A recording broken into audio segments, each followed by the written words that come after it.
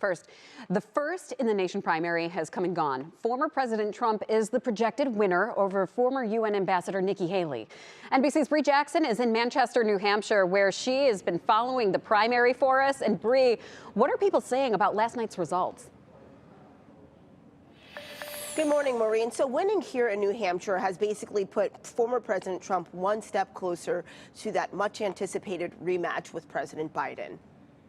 We will never forget you. We will never forget. Former President Trump defeating his lone Republican rival in the New Hampshire primary, moving him closer to a rematch with President Biden. We've won almost every single poll in the last 3 months against crooked Joe Biden. Almost every poll.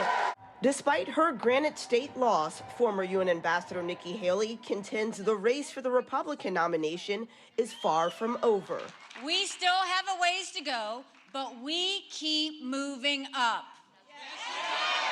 Haley's campaign has vowed to stay put at least through Super Tuesday in March when 16 states vote. I spoke with NBC News senior political editor Mark Murray about the rationale behind that. One can accrue delegates and see what ends up happening several months from now, particularly as former President Donald Trump faces a lot of legal challenges. President Biden beat his Democratic challengers in New Hampshire as a write-in candidate. During a campaign event Tuesday, Biden was heckled by protesters, including those calling for a ceasefire in Gaza.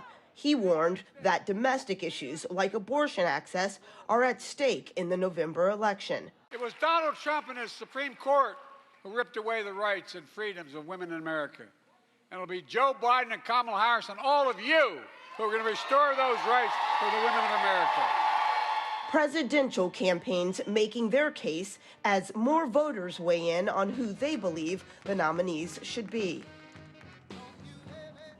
And both Republicans and Democrats have their eyes on South Carolina, which holds primaries in February. And as you may recall, back in 2020, that state catapulted Joe Biden to the top of the Democratic primary. So this time around, it could play a key role in helping a Republican candidate secure the GOP nomination. Maureen? It'll be interesting to watch. And Bree, we're getting a better idea of how much money was spent on the campaigns. Can you tell us about that?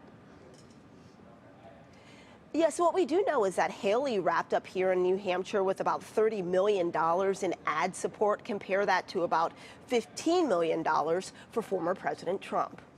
All right, very interesting. It's just heating up. We can't wait to see what happens. Bree Jackson, live for us. Thank you.